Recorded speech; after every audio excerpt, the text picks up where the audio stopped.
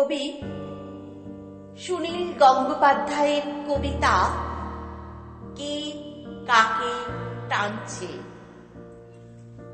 শিমলেপাড়ার ছেলে নরেন যাচ্ছে দক্ষিণেশ্বরে। হাটখোলার মোড়ে দুই নাটকী মাতালের সঙ্গে তার দেখা। অমৃতলাল আর গিরিশ রাত কাটিয়েছে বিনোদিনীর বাড়িতে। নিদ্রাহীনতায় ও নেশায় এখন চারটি চোখ লাল।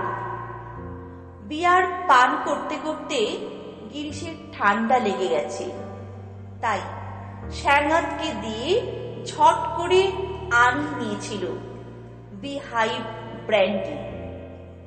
তখন হুইস্কি ছিল ঘোড়ার ওষুধ। বনেদি মদ্য পায়রা ছুঁতো না।